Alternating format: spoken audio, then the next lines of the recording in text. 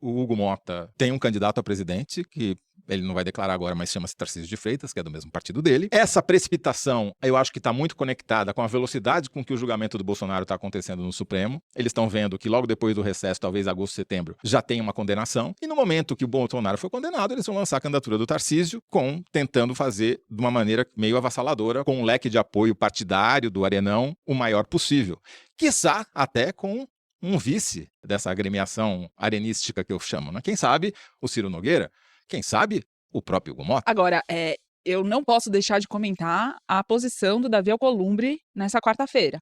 Por quê? O Davi Alcolumbre, que nas últimas situações importantes se mostrou um aliado do governo Lula, recebeu um telefonema do Hugo Mota na quarta-feira, em que o Mota fez o apelo para votar o PDL no Senado assim que passasse pela Câmara. Davi Alcolumbre consentiu, então não apenas consentiu em votar o PDL, como pôs para votar no mesmo dia, num plenário completamente esvaziado. E aí, quando ele põe para votar de maneira simbólica.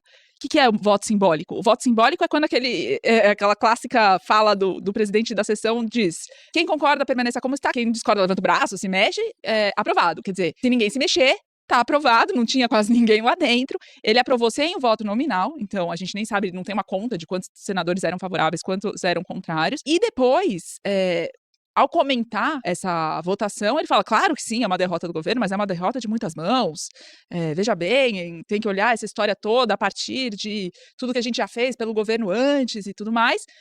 Uma semana depois de derrubar os vetos do governo em relação à conta de luz, né, e deixar o ônus para o Congresso do peso de ter aumentado para o consumidor o custo com energia. Sem contar que no mesmo dia, ele aprovou o projeto que tinha sido aprovado na Câmara, aumentando o número de deputados. Os senadores fizeram algumas emendas. No mesma noite, voltou para a Câmara aprovou e no dia seguinte de manhã, nessa quinta-feira, já foi para a sanção presidencial. E o Lula, obviamente, nem sonha em vetar algo que não pararia nem um segundo no ar diante dessas derrotas em série do governo.